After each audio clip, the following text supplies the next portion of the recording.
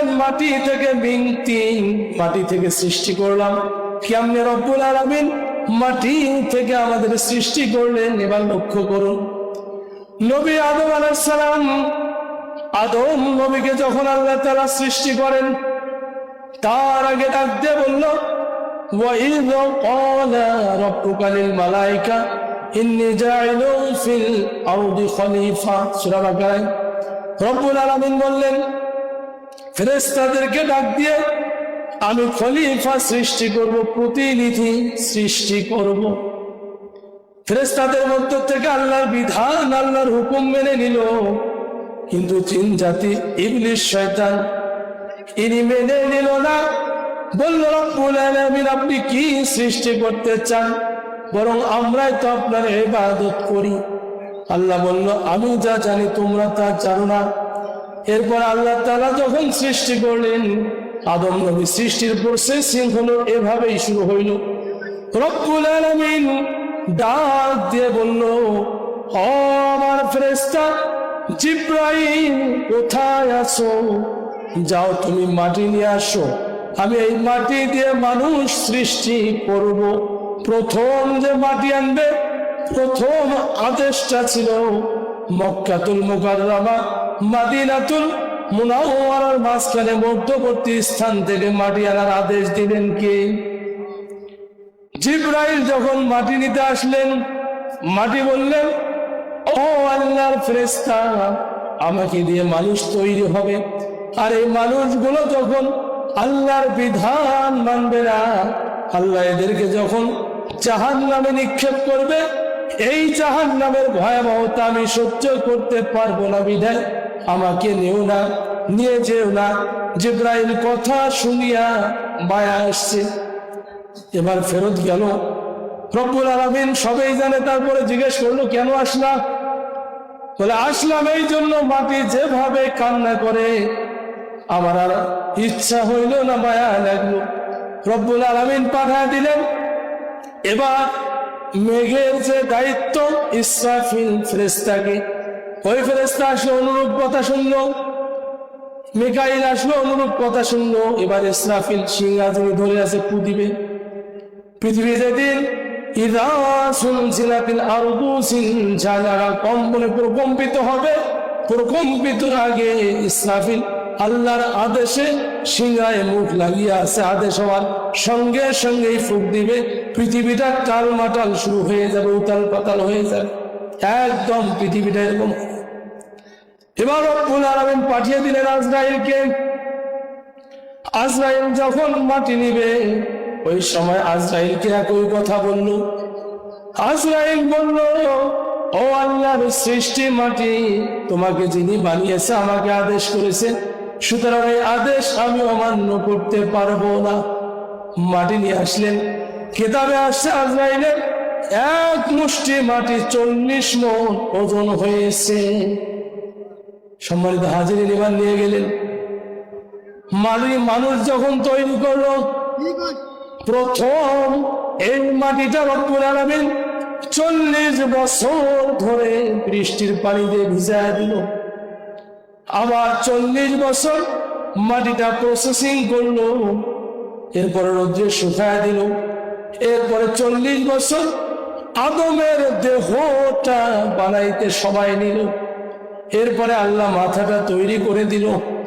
যখন এটা হয়ে গেল, রব্বুল আলামিন তখন আদমের এই বডির ভিতরে রুহু ঢুকায়া দেয়। রুহু আর থাকে না, বাহির হয়ে আসে বারবার। রব্বুল আলামিন বলে, ও আমার সৃষ্টি, কেন তুমি রুহু বডিতে কেন থাকো না, বারবার বাহির হয়ে আসো? বলে, রব্বুল আলামিন এই বডি, আদমের বডি বিশাল বড় খাঁচা, এটা তো অন্ধকার ভিতরে থাকি কিভাবে, তাই আমার থাকতে ভালো লাগে না। রব্বুল আলামিন বলল, তাহলে রুহু কেন থাকো না আমি বুঝতে পেরেছি। আপনার আমার নবী দোজাহানের বাদশা নবী মুহাম্মদুর রাসূলুল্লাহ সাল্লাল্লাহু আলাইহি ওয়াসাল্লামের তালুকাটি আল্লাহ তাআলা আরশে আযমের তার সিংহাসনের মধ্যে লাগায় দিয়েছিল। ওখান থেকে নিয়ে আদমের কপাল ঘষে লাগায় দিল। ভিতরটা আলোকিত হয়ে গেল, আর রুহু বাহির হয় না, বাহির হয় না, রুহু বাহির হয় না। আল্লাহ বললেন কেন বাহির হও না? বল রব্বুল আলামিন এত আলো আমার আর বাহির হইতে মন চাই না। রব্বুল আলামিন বলল আজরাইল, যেহেতু তুমি মাটি নিয়ে আসছো, তোমার এত কিছুর পরেও মায়া লাগে না, আমি তোমার দায়িত্ব দিলাম, হে আদমের যত আদম সন্তান পৃথিবীতে থাকবে, আমার যত সৃষ্টি থাকবে, প্রাণী থাকবে, প্রত্যেকটা প্রাণীর তুমি তাদের মৃত্যু দিয়ে দিবে আমার আদেশে। কার আদেশে মৃত্যু হয়? জান কবজ করে কে? এই দায়িত্ব আজরাইল পাইল। রব্বুল আলামিন দায়িত্ব দেওয়ার পরে আদমকে উঠায়া জান্নাতে নিয়ে গেল, বানায়াছে পৃথিবীতে নিয়ে গেল জান্নাতে। তাহলে আমাদের আদি পিতা আদম নবী ছিল কোথায়? কথা বোঝেন? কোথায় ছিল? জান্নাতে।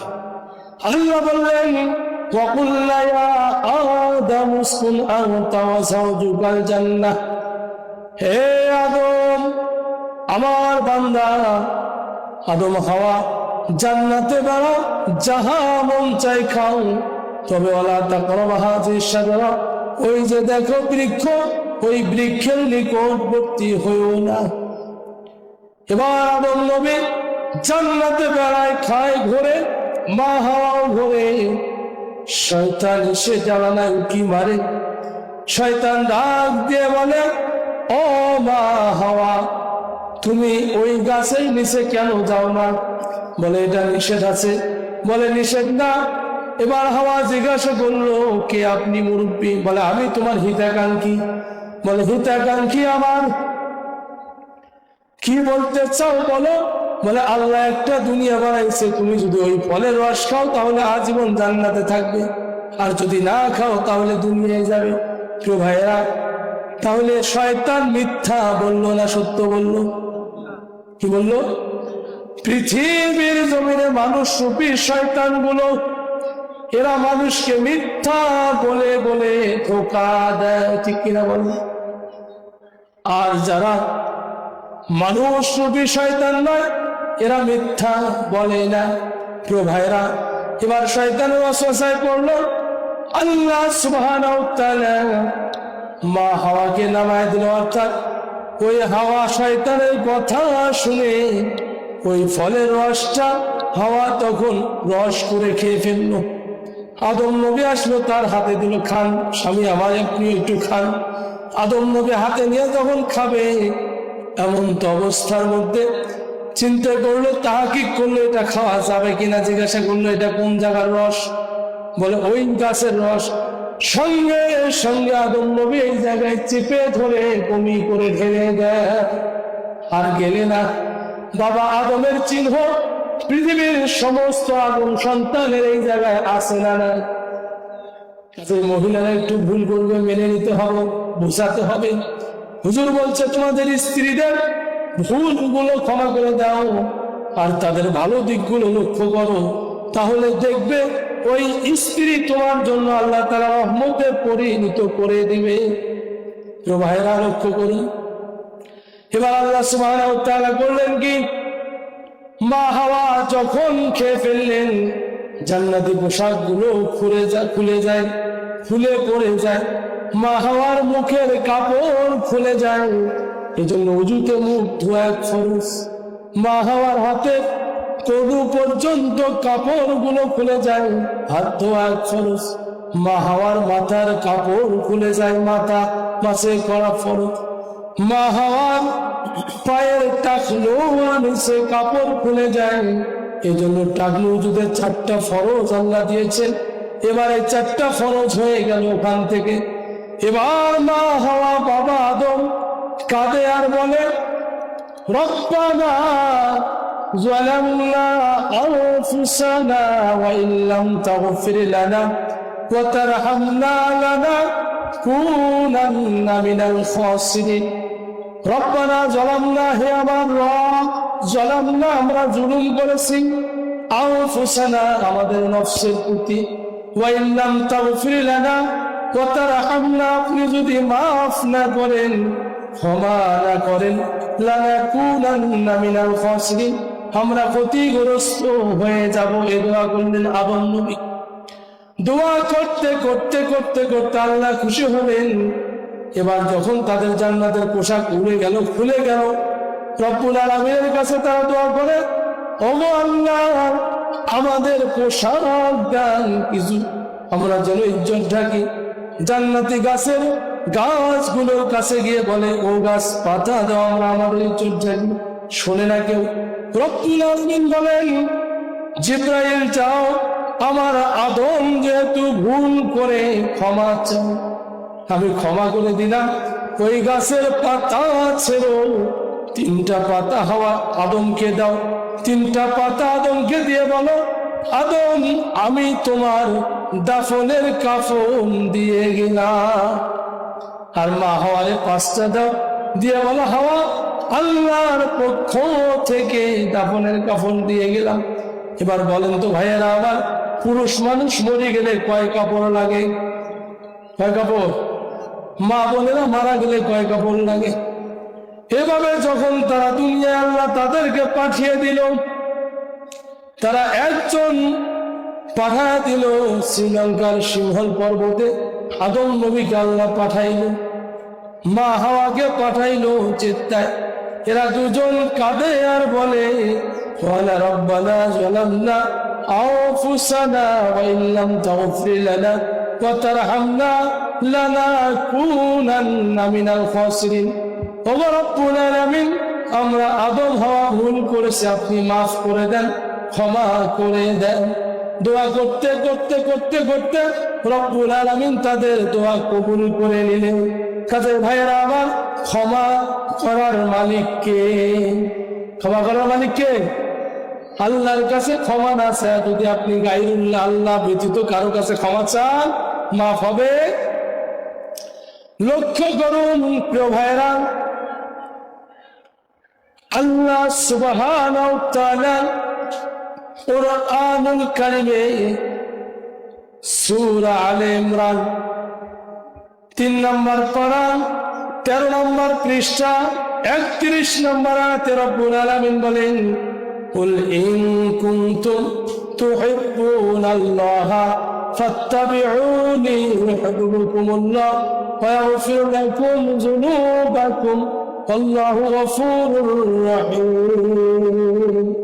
রব্বুল আলামিন বললেন এই আয়াতে কারিমায়, হে রাসূল, আপনি জানিয়ে দেন, ইন কুনতুম তুহিব্বুনাল্লাহ, যদি তোমরা আল্লাহকে ভালোবাসো, তার ভালোবাসা পেতে চাও, তার কাছে নাজাত পেতে চাও, তার কাছে রহমত পেতে চাও, তার কাছে গুনাহ মাফ পেতে চাও, তবে একটা কাজ তোমাদের করতে হবে। কয়টা কাজ? আমরা যে এখানে আসি এত কষ্ট করি, এই শীতের দিনে, শীতের রাত্রিতে, উদ্দেশ্য কার? ভালোবাসা পাবো, কার কাছে গুনাহ মাফ চাবো, কার কাছে জান্নাত চাবো, এই উদ্দেশ্য নিয়ে তা আছে, ঠিক কিনা? রব্বুল আলামিন একটা আদেশ করেছেন, এটা মানতে পারলে সব উদ্দেশ্য পূরণ হয়ে যাবে। তার আগে আপনার দিলেন বিষয়টা জানিয়ে দেই, ইহুদি খ্রিস্টানরা এরা নিজের মন গড়া মতবাদে চলতো। খ্রিস্টানেরা এমন ছিল, এরা ঈসা নবীর অনুসরণ করতে করতে এই আয়াত নাযিল হয়েছে মদিনায়। ইহুদি খ্রিস্টানরা নিজের ইচ্ছা মতো চলে এবং খ্রিস্টানরা ঈসা নবীর অনুসরণ করতে করতে ঈসা নবীর মা মরিয়ম আলাইহিস সালাম তার অনুসরণ করতে করতে এক পর্যায়ে তাদেরকে এমন পর্যায়ে তারা পৌঁছায় দিয়েছে যে তাদেরকে উপাসনা করতে করতে তাদেরকে এমন এক পর্যায়ে পৌঁছায় দিল, তারা ভাবলো একমাত্র তারাই গুনাহ মাফের মাধ্যম, তারা ছাড়া কেউ গুনাহ মাফ করতে পারবে না। নাউজুবিল্লাহ। তার মানে ইহুদিরা তো মানিয়ে নিয়েছে, খ্রিস্টানরাও মানলো ঈসা নবী আল্লাহর ছেলে। ঈসা নবী, নাউজুবিল্লাহ বলে, ভাবছে যে তিনি ছাড়া আল্লাহর কাছে কোনো কিছু চাইলে কারো হবে না। এই চিন্তা, ভ্রান্ত চিন্তা নিয়ে যখন তারা আমল করে, আল্লাহ জানিয়ে দিল তোমরা তোমাদের ইচ্ছা অনুযায়ী আমল করলে হবে না, আর আমল করার পরে তারা ভাবে আল্লাহ আমাদের ভালোবাসেন, আমরাও আল্লাহকে ভালোবাসি।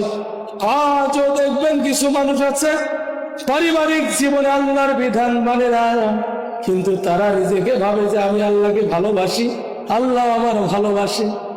এবার পারিবারিক রাজনৈতিক জীবনেও আল্লাহকে মানে না, তারা ভাবে আমরা আল্লাহকে ভালোবাসি। যার কারণে যদি পারিবারিক জীবনে দেখেন, ব্যক্তি জীবনে দেখেন, কিছু মানুষ বলে আমি নামাজ না পড়ি না, ইমান ঠিক আছে বলে কিনা?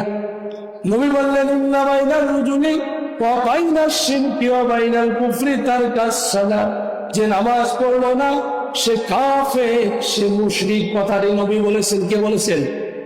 তাহলে নবীর কথার দাম বেশি না ওই বেনামাজের কথার দাম বেশি? তাহলে যারা বলে নামাজ না পড়ি না ইমান আছে, বাবা যে কান পেতে শোনেন, তোমাদের এই ভুল চেতনাগুলো বাদ দাও।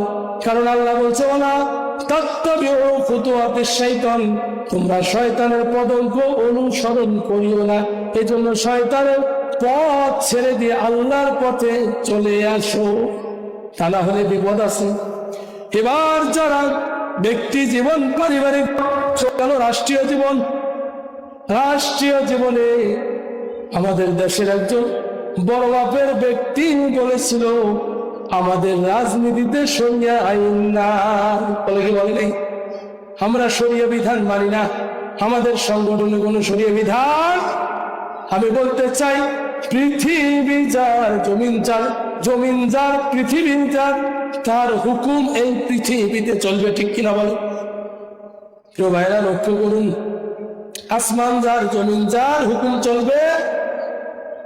আপনি কত বড় বাহাদুর, জীবনে তো আসমান তো দূরের কথা, একটা খুঁটি বাঁধার পারলেন, একটা বাঁশ পর্যন্ত আবিষ্কার করতে পারলেন না, একটা দুবলে ঘাস পারলেন না। সকল সৃষ্টির স্রষ্টাকে, সকল ক্ষমতার মালিককে কেমনে আল্লাহ ক্ষমতা দেখায় লক্ষ্য করুন। আমার আল্লাহ বললেন ইব্রাহিম নবীকে যখন আগুনে ফেলার জন্য নমরুদ অগ্নিকুণ্ড তৈরি করলো, বর্ণাকারী বলেন কিতাবে এসেছে বিশাল বড় আগুনের গর্ত তৈরি করলো। আর ওই আগুনের গর্তে ইব্রাহিম নবীকে যখন ফেলায় দেবে, তারা আগুনের তাপের কারণে তার আশেপাশে যাইতে পারে না, এত তাপ, যেতে পারে না। চিন্তা করলো কিভাবে ফেলায় দেব, ধরে যে ফেলায় দেবো, এটা তো কাছাকাছি যাওয়া যায় না, দূর থেকে ধরে ঢেলাইলেও তো পড়বে না। এরা বুদ্ধি করে চরকি তৈরি করলো, যেন 1 থেকে 1.5 কিলো দূর থেকে ওই চরকিটা সেইভাবে টান দিলে চটকে পড়ে যায় আগুনে। তাহলে কত তাপের গভীরতা এই আগুনের অগ্নিকুণ্ড তারা তৈরি করেছে। এবার যখন ইব্রাহিম নবীকে ফেলা দিল, ইব্রাহিম নবী বলল, প্রথমে ফেরেশতাগণ এসে বলল নবী আপনি যদি চান আমরা আপনাকে সাহায্য করে। বলছেন আমার আল্লাহ তো আমাকে দেখেন, আমি আমার আল্লাহর কাছে সাহায্য চাই। এই জন্য ইব্রাহিম নবী আল্লাহর কাছে সাহায্য চাইল। রব্বুল আলামিন জানায় দিল কুল্লা ইয়া নারু কুনি বারদাও ওয়া সালামান আলা ইব্রাহিম, হে আগুন আমার ইব্রাহিমের জন্য শান্তিময় হয়ে যা। তাহলে যে জ্বলন্ত অগ্নিকে শীতল বানিয়ে দেয়, আরামদায়ক বানিয়ে দেয়, শীতল বানায়, সেই শীতল বানার যিনি মহাশক্তিধর ক্ষমতাসীন, তিনি হলেন আমাদের আল্লাহ। সুবহানাল্লাহ। আল্লাহর মতো ক্ষমতা কি কারো আছে? তাহলে রব্বুল আলামিন ক্ষমতাবান। আপনি কার ক্ষমতার ভয়ে আল্লাহকে ভুলে যান? আপনার এই দুনিয়ার জীবনের ক্ষমতার ভয়ে আল্লাহকে ভুলে যান। লক্ষ্য করে দেখেন আল্লাহর হাবিব সাল্লাল্লাহু আলাইহি সাল্লামের কথা আল্লাহ বলছেন, রব্বুল আলামিন বলছেন তোমরা যদি একটা জিনিস মানো আমি তোমাদের মাফ করবো, গুনাহগুলো ক্ষমা করব। সেই জিনিসটা কি, সে হুকুমটা কি? আল্লাহ বললেন যেহেতু ইহুদি খ্রিস্টানরা আমার রাসূলের আদর্শ মানে, নারীদের ইচ্ছে অনুযায়ী আদর্শ মানে, এই আদর্শ আমি মানতে বলি নাই। আমি যেটা বললাম, আল্লাহ বললেন সূরা আলে ইমরান 3 নম্বর পারা 13 নম্বর পৃষ্ঠা 31 নম্বর আয়াত, কুল ইন কুনতুম তুহিব্বুনাল্লাহ, নবী আপনি জানিয়ে দেন, কুল হে রাসূল বলুন, ইন কুনতুম তুহিব্বুনাল্লাহ, তোমরা যদি আল্লাহরে পেতে চাও, আল্লাহরে ভালোবাসো, ফাত্তাবিউনি, তবে তোমরা আমি রাসূলের অনুসরণ করো। কার অনুসরণ করব? রাসূলের অনুসরণ করব। যদি রাসূলের অনুসরণ করতে পারি, ইউহিব্বুকুমুল্লাহ, আল্লাহ বললেন আমি তোমাদের ভালোবাসবো। শুধু ভালোবাসবো এতটুকুই নয়, ওয়া ইয়াগফিরু লাকুম, তোমাদের ক্ষমা করে দেব যুনুবাকুম, তোমাদের জীবনের গুনাহ। আল্লাহু গফুর, আমি আল্লাহ ক্ষমাশীল, রহিম, আমি আল্লাহ দয়ালু ক্ষমাশীল। কে? তাহলে আপনি জাহান্নাম থেকে বাঁচার জন্য এই পৃথিবীতে যেখানে যান না কেন কেউ ক্ষমা করতে পারবে না, আল্লাহ। ঠিক কিনা বলে? তাহলে সকল ক্ষমতার মালিক কে?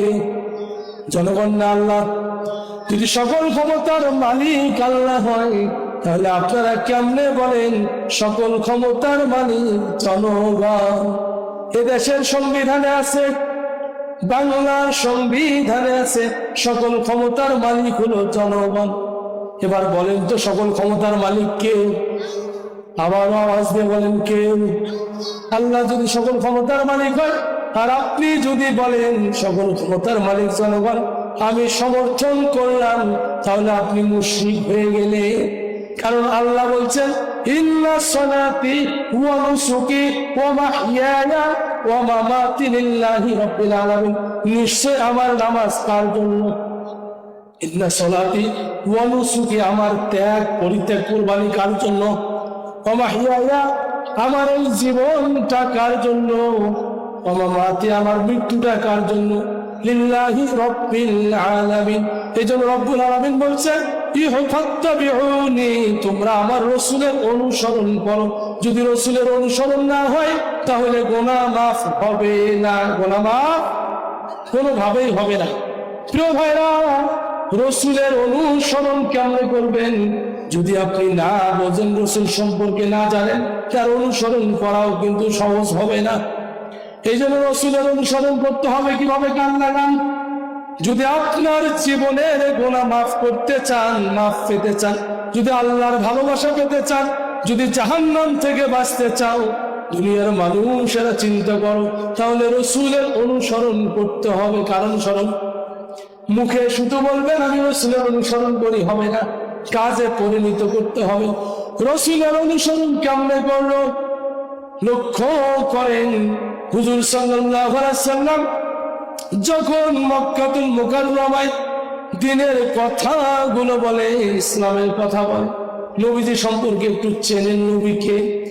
নবীজি যখন ইসলামের কথা বলে, যখন মানুষকে আল্লাহর কথা বলে, এমন তো অবস্থার মধ্যে রাসূলের জীবনে যদি লক্ষ্য করেন, 63 বছর জিন্দেগি, 40 বছর নবুয়ত পাইছে। মক্কায় ছিল নবীজি 13 বছর, মদিনায় ছিল 10 বছর, মোটে 63 বছরের জিন্দেগি। নবুয়তের পরে নবীজি যখন নবুয়ত পাইলেন, আল্লাহ জানিয়ে দিল, নবী আমার, আপনি দুনিয়ার মানুষকে জাহান্নাম থেকে বাঁচার জন্য আমার অর্ডার গুলো মানুষকে জানিয়ে দেয়। হুজুর তখন ওই দিন সাফা পাহাড়ে দাঁড়াইলো। দাঁড়ার পরে সাফা পাহাড় মক্কা কাবা শরীফ থেকে একটু দূরে, এখানে দাঁড়িয়ে নবীজি ডাক দিলেন। বিভিন্ন গোত্রের লোকেরা একত্রিত হইল। হওয়ার পরে রাসূল বলল, ও মক্কাবাসীরা, কুরাইশ গোত্রের লোকেরা, অন্যান্য গোত্রের লোকেরা, শোনো, আমি মুহাম্মদ যদি বলি এই সাফা পাহাড়ের পিছন থেকে একদল শত্রু তোমাদের আক্রমণ করতে আসতেছে, তোমরা কি বিশ্বাস করো? বলে হ্যাঁ, আমরা বিশ্বাস করবো, কারণ আপনি কখনো মিথ্যা বলেন নাই। কাজেই নবীর উম্মতেরা কখনো মিথ্যা বলবে না। আপনি কখনো মিথ্যা বলেন নাই। হুজুর বললেন, আমি তোমাদের জানিয়ে দিচ্ছি যে তোমাদের শত্রু শয়তান তোমাদের কুমন্ত্রণা দিয়ে আল্লাহর পথ থেকে ফেরায়া জাহান্নামের পথে নিয়ে যাচ্ছে। ইন্নাহু লাকুম আদুউম মুবিন, শয়তান তোমাদের প্রকাশ্য শত্রু। কাজেই তোমরা শয়তান থেকে আল্লাহর কাছে পানাহ চাও, আর আমি রাসূলের প্রতি ঈমান আনো, আল্লাহর উপরে ঈমান আনো। এ কথা হুজুর বললেন উপস্থিত লোকদের মাঝে। আবু লাহাব রাগ হয়ে উঠলেন, ধমক দিলেন, হে মুহাম্মদ, কি বলো? তুমি কি এই জন্য আমাদের ডাকছো? এটা কোনো কথা হইল? আমরা মক্কার এত বড় বড় নেতা, তুমি আমাদেরকে বাদ দিয়ে এটা কি বলো? আমরাই তো সবকিছুর মালিক। যখন আবু লাহাব এভাবে রাগ হইল, খিসমিসাচ্ছে, আঘাত করবে। সর্বশেষ বলল, মোহাম্মদ তুমি ধ্বংস হও, যে জন্য আমাদের ডাকছো এটা আমরা চাই না ধ্বংস। আর কোনো কথাই পাইলে না, কাজও পাইলে না। আল্লাহ জানিয়ে দিল, নবী আমার মন খারাপের কারণ নাই, কারণ তাব্বাত ইয়াদা আবি লাহাবিন ওয়া তাব, তাব্বাত ধ্বংস হোক, ইয়াদা, ইয়াদুন মানে হাত, হস্তদ্বয়, আবি লাহাব আবু লাহাবের দুই হাত ধ্বংস। এ কথা বললেন কে? মা গুনাহু মালুহু আমার কাছে, তিনি যা উপার্জন করেছে এগুলো তার কোনো কাজে আসবে না, যা অর্জন করেছে কোনো কিছু কাজে আসবে না। কথা বলেছেন কে? কেন বললেন? ওখানে তো বহু লোক ছিল, কারণ কোন লোকের উপরে তো আল্লাহ রাগ হইল না, হইল আবু লাহাবের উপরে। কারণ হলো যত লোক ছিল এরা নবীর বিরুদ্ধে কথা বলে নাই, আল্লাহর বিরুদ্ধে বলে নাই, শুনছে কিন্তু তারা হয়তো মানে নাই। আর যিনি সরাসরি আপনার আমার নবীর বিরুদ্ধে কথা বললেন, আল্লাহ বললেন তাকেই ধ্বংস হতে কাজে। ভাইরা আমার, গোটা দুনিয়ার যেখানে মানুষ নবীর বিরুদ্ধে কথা বলবে, আল্লাহর বিরুদ্ধে কথা বলবে, তাদেরকে ধ্বংস করে দিবেন কে? বুঝতেছেন কথা? যারা বলে শরিয়া আইন মানে না, তাদেরকে ধ্বংস করবেন কে? কারণ শরিয়ার বিধিবিধান দাতা হলেন আল্লাহ এবং রাসূল। ওয়াতিউল্লাহ ওয়াতিউর রাসূল, আল্লাহ বললেন আল্লাহ এবং তার রাসূলের আনুগত্য করো। ওয়াউলিল আমরি মিনকুম, এরপরে যারা উলিল আমর, আলেম ওলামা, যারা আল্লাহর পথে আছে, তোমাদের উপদেশ দেয় সেটাও গ্রহণ করো। আদেশ করলেন কে? এবার যারা বিরুদ্ধে গেল, দেখেন কি হইল। ওই আবু লাহাবের অবস্থা, আবু লাহাব ওখান থেকে রাগ হয়ে চলে আসলো আর রাসূলকে অভিশাপ দিল। যেহেতু অভিশাপ দিল, তার কিছুদিন পরেই আবু লাহাব মারা গেল। এমন ঘা হয়ে শরীরের মধ্যে পচা দুর্গন্ধময় ঘা হইল, শরীর পচে পচে গোস্তগুলো খুলে যায়। এবার মানুষেরা গন্ধে তার আশেপাশে থাকে না। আল্লাহ বললেন তার কোনো সন্তান সন্ততি কাজে লাগবে না, যা উপার্জন করছে সম্পদ এগুলো কাজে লাগবে না। এবার তার যত সম্পদ ছিল তখন ঘা হইল, শরীরে মানুষ ঘৃণায় চলে গেল, সম্পদও কাজে লাগলো না, সন্তানগুলো কাজে লাগলো না। সন্তান দেখলো বাপ আমার ঘা বেড়াইছে, আগে থাকবে, এখানে থাকবো না, এখানে আর আশেপাশে নাই। এভাবে আবু লাহাব মরে গেল, তার ওই লাশটার কাছে কেউ গেল না।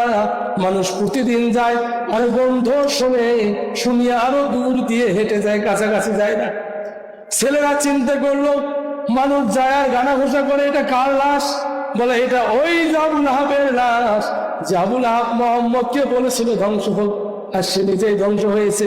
যে আবু লাহাব মোহাম্মদকে অভিশাপ দিয়েছে, সে আবু লাহাবের ছেলেরাও তার কোনো কাজে আসতেছে না, সমালোচনা করতেছে। ছেলেরা লজ্জায় পড়ে কিছু মানুষকে ভাড়া করে এনে তারা নিজেরাও পাথর ঢেলে ঢেলে নিজের বাপের লাশটা পাথর দিয়ে ঢাকিয়ে দিল। প্রিয় ভাইয়েরা, আমার কাজেই আপনি যখন আল্লাহর বিধান মানবেন না, তাহলে আপনি চুপ থাকেন, তবুও রহমত পাবেন। কিন্তু যখন এই বিরুদ্ধে চলে যাবেন, দুনিয়া ও আখিরাত উভয় জগতে ক্ষতিগ্রস্ত হবেন। ঠিক কিনা বলে? প্রিয় ভাইয়েরা, লক্ষ্য করুন, এবার রাসূল সাল্লাল্লাহু আলাইহি ওয়াসাল্লাম চলে গেলেন তায়েফে। তায়েফে যখন আল্লাহর হাবিব গেল, ওই তায়েফে নবীজির কিন্তু বারন্ত বয়সটা, অর্থাৎ ছোট থেকে বড় হয়েছে 6 বছর পর্যন্ত। মা হালিমাতুস সাদিয়া, নবীজির দুধমা, তার ওই বাড়ি ছিল তায়েফে। যখন রসুলকে প্রথম আনে হালিমাতুস সাদিয়া, আনার পরে যেদিন রসুলকে আনবে ওই দিন মক্কায় যখন মানুষ সন্তানদেরকে নিয়ে যায়, হালিমা বলে আমি গেলাম আমার স্বামী সহ, গিয়ে দেখলাম অন্যান্য মানুষরা তার অনেকে অনেক সন্তানকে নিয়ে গিয়েছে, কিন্তু মোহাম্মদকে নেওয়ার মতো মানুষ ওই সময় ছিল না। আমি গেলাম মোহাম্মদের কাছে, গিয়ে যখন তাকে নিলাম, কোলে উঠায় নিলাম, আমার বুক ভরে গেল। আমার শরীরটা তখন অসুস্থ মনে হয়েছিল, কিন্তু মোহাম্মদকে কোলে নেওয়ার সঙ্গে সঙ্গে শরীরটা আমার সুস্থ হয়ে গেল। শুধু তাই নয়, আমি হালিমা আমার ওই মরা গাধা, আদা মরার মতো ওর পিঠে যখন উঠে বসলাম, মনে হয় গাধাটা জুয়ালি শক্তি ফেরত পাইল। আমি যখন বাড়িতে আসলাম, আমার বাড়িতে একটা উট ছিল, উটের দুধ পরের দিন দহন করতে গেলাম। আগের দিন দেখলাম উটটা শরীর শুকে গিয়েছে, তার স্তনে কোনো দুধ নাই। পরের দিন মোহাম্মদকে আনার পরে যখন সকালে গেলাম, দেখলাম উট দুধে ভরে গিয়েছে। আমি জানতে পারলাম মোহাম্মদ সাধারণ কোনো মানুষ না, অবশ্য অসাধারণ কোনো ব্যক্তি হবে। আমার আল্লাহ বলেন ওয়া আরসালনাকা ইল্লা রাহমাতাল লিল আলামিন, আমি আল্লাহ গোটা বিশ্ব জগতের জন্য আমি আমার রাসূলকে রহমত হিসাবে প্রেরণ করলাম। কাজেই সেই রাসূলের আদর্শ মানতে হবে।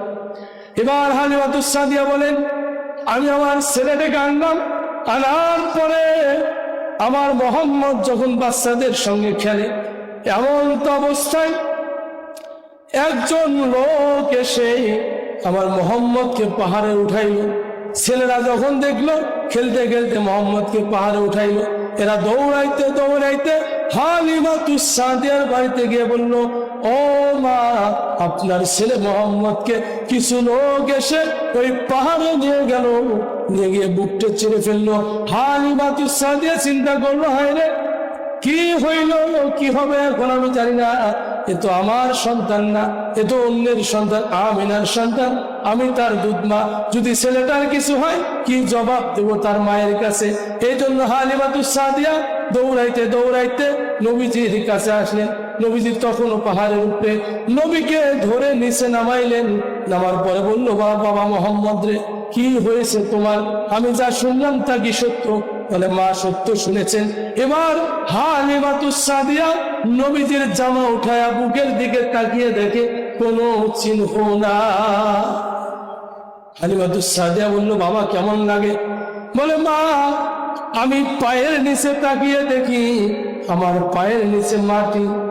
ও মা, মাটির নিচে আমি দেখি বরফ হয়ে গিয়েছে পানি, এমন পানি। এবার পানির নিচে আমি দেখতে পাচ্ছি জ্বলন্ত আগুন। ও মা, আমি দেখতে পাইলাম পায়ের নিচে মাটি, তার নিচে পানি, তার নিচে আগুন। পরবর্তী কিতাবের ব্যাখ্যা এসেছে আল্লাহ সুবহানাহু ওয়া তাআলা পৃথিবীটাকে সাজাইছে এইভাবে, আমাদের পায়ের নিচে মাটি, তার নিচে পানি, এই পানিগুলো বরফ হয়ে যায়, এর নিচে আগুন দিয়ে আল্লাহ পানিগুলোকে তাপ দিয়ে বাষ্প করায়, যাতে করে এই জমিনটাতে বসবাসের উপযোগী হয়ে যায়, তা না হলে কিন্তু ঠান্ডায় মরে যেতাম।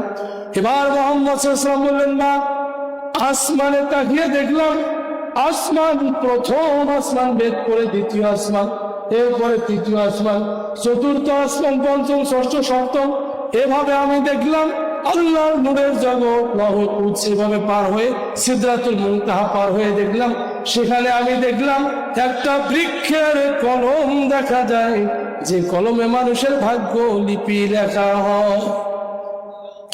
আল্লাহ বলেন কুল ইন্নামা আনা বাশারুম মিসলুকুম, আল্লাহ বলেন কুল্লাউ কানাল বাহরু মিদাদান লি কালিমাতি রাব্বি লানাফিদাল বাহর, পৃথিবীর তামাম পানিগুলো যদি কালি করা হয় আর গাছগুলো এগুলো যদি কলম বানা হয়, আমি আল্লাহর প্রশংসা লেগে শেষ হবে না। প্রিয় ভাইরা, হুজুর বললেন ওই বৃক্ষের কলমের মাথা পর্যন্ত আমি দেখতে পাই।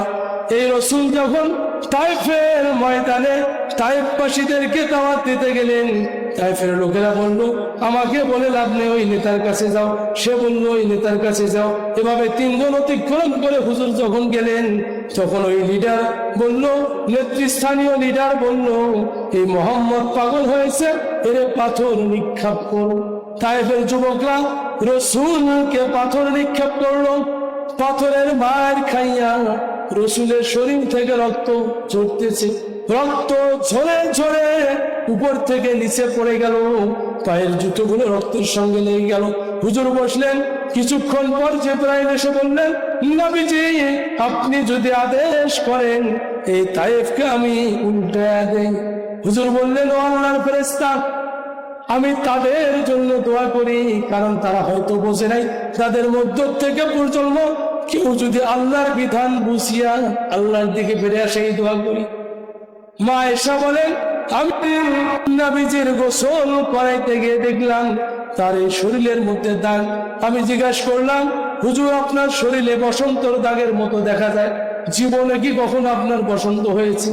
আল্লাহর হাবিব বললেন আয়েশা রে, আমার জীবনে কখনো বসন্ত হয় নাই, তবে আয়েশা শুনে রাখো ওই যে তায়েফের ময়দানে আমি যখন দিন প্রচার করতে গেলাম, তায়েফবাসীরা না বুঝিয়া আমার শরীরে পাথর মারলো, এই পাথরের চিহ্ন আজও আমার শরীরে আছে।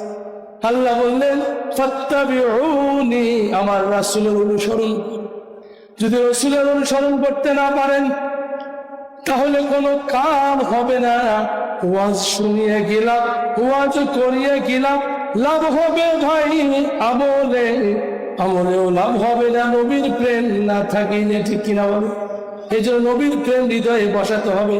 নবীর প্রেম আপনি সারাদিন মুখে বললেন আমি রাসূলকে ভালোবাসি, ওই যে ইহুদিদের মতো বললেন কিন্তু সঠিক নিয়ম মানলেন না, খ্রিস্টানদের মতো বললেন সঠিক নিয়ম মানলেন না, তার মানে তাদের ইচ্ছা অনুযায়ী চলে, আপনিও আপনার ইচ্ছা অনুযায়ী চললেন। নবীকে যদি ভালোবাসো মুসলমান, প্রমাণ দেখাও মুখে দাড়ি রেখে, ঠিক কিনা বল?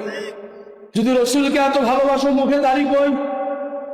এই জন্য যারা মুখে দাড়ি রাখেন নাই আপনাদের কষ্ট হোক, আমি কষ্ট দিতে চাই না, আমি সঠিকটা বলতে চাই। মৃত্যুর পরে যখন প্রশ্ন করবে মান রব্বুকা ওমা দীনুকা ওমা নবিয়ুকা, নবী সম্পর্কে যখন বলবে আপনি কি বলবেন?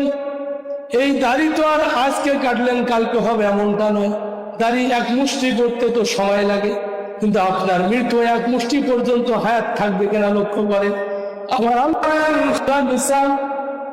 5 নম্বর পারার 9 নম্বর পৃষ্ঠা 78 নম্বর আয়াতে বলেন আইনামা তাকুনু ইদরিকুমুল মাউতু ওয়ালাউ কুনতুম ফি বুরুজিন মুশাইয়াদা।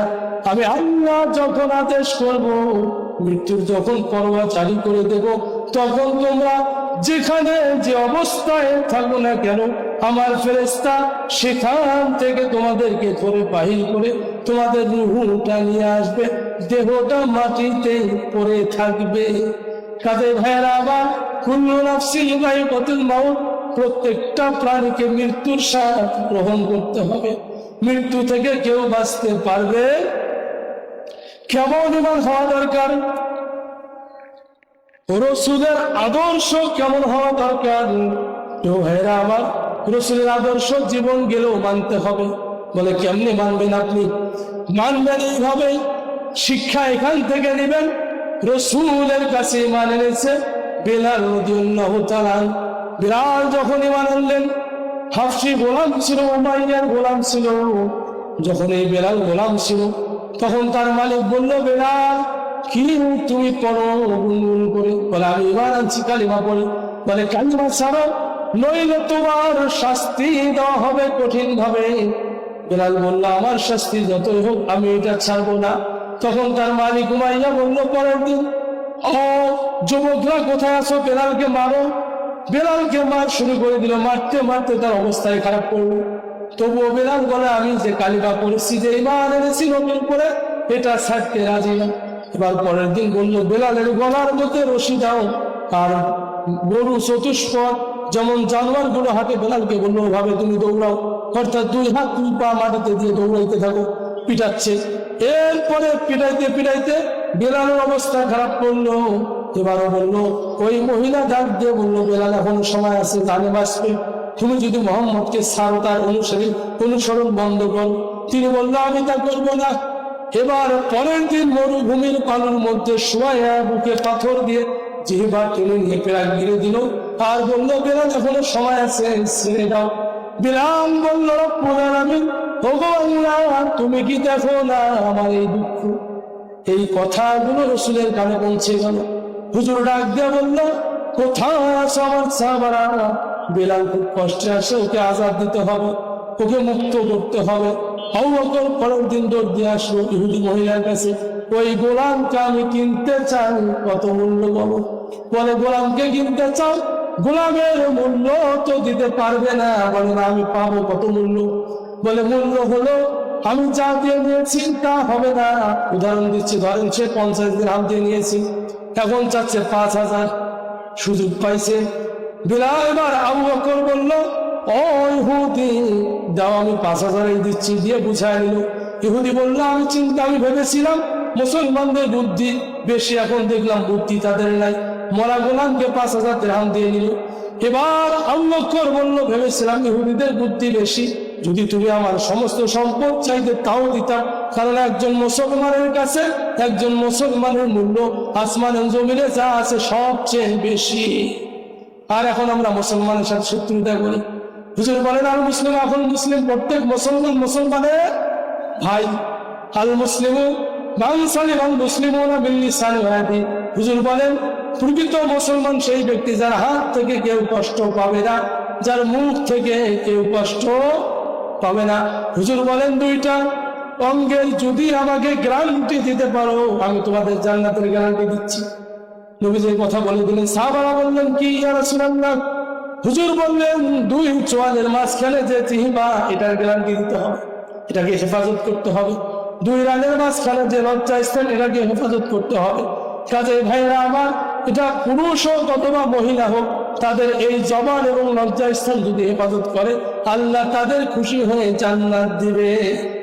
যত গুনাহ হয় এই জবান দিয়ে। ইরাকের কুফা নগরীতে ইমাম বুখারীর বাড়ি ছিল। এই ইমাম বুখারীর বাড়ি ছিল ইরাকের কুফা নগরীতে। ওই কুফা নগরীতে একটি ঘটনা ঘটে গিয়েছে। ঘটনা হলো একজন নারী, একজন মহিলা মারা গিয়েছে। এই মহিলার মাইকিং হয়েছে, তার জানাজা হবে অমুক সময়, বাদ জোহর জানাজা হবে। জানাজা হবে, মাইকিং হয়ে গেল। মাইকিং শুনে লোকেরা ছুটে আসলো। আর এই মহিলার তো গোসল করাইতে হবে। গোসল করাইতে গেল সকাল 10টা-11টার দিক।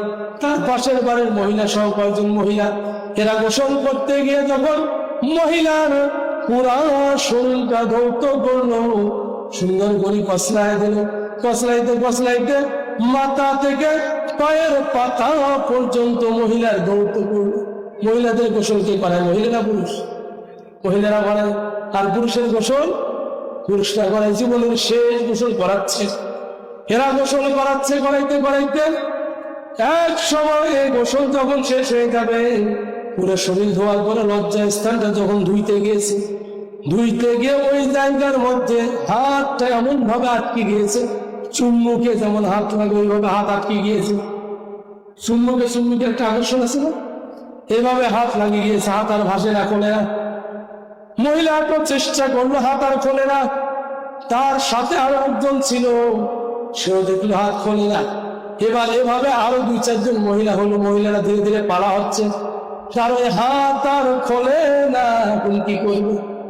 সকলে পালা হইল। সর্বনাশ, কি হইল বিষয়টা দেখি।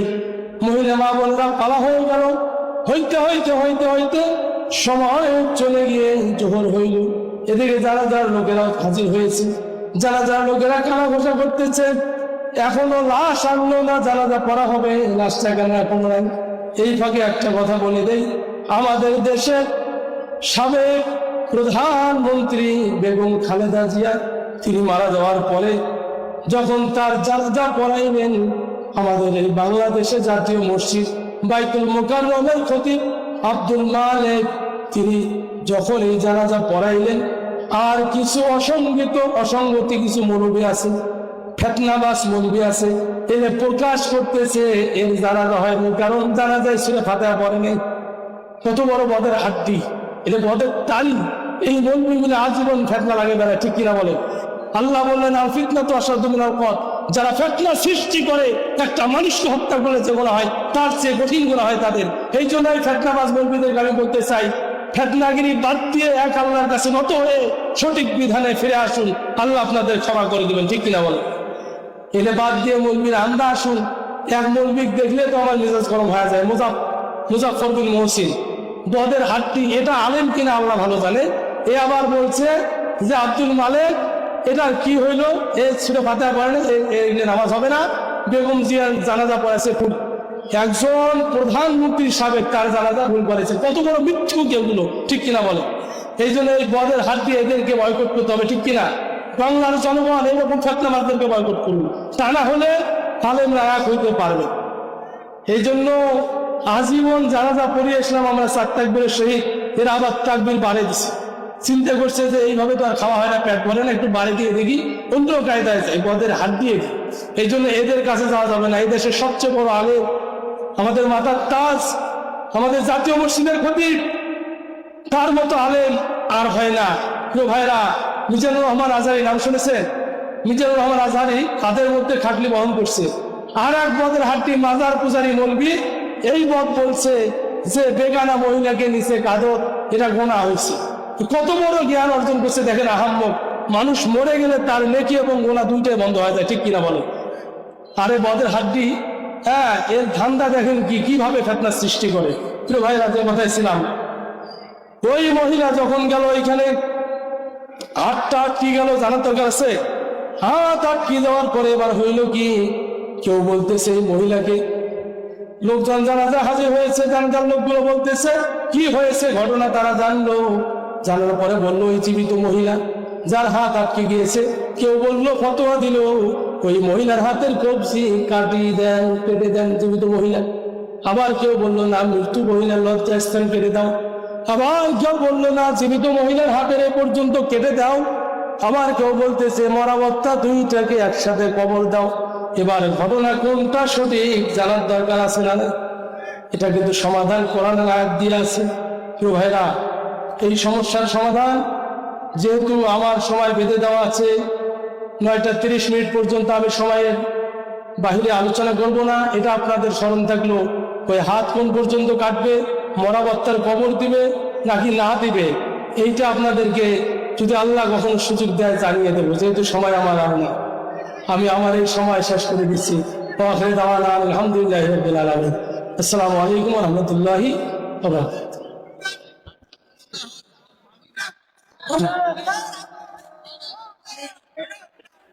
আলোচক আসছে, আমি আর দেরি করবো না, যেহেতু সময় আমার নাই, 30 মিনিট হয়ে গেছে। বাবা যেটা দোয়া করবেন আমার জন্য।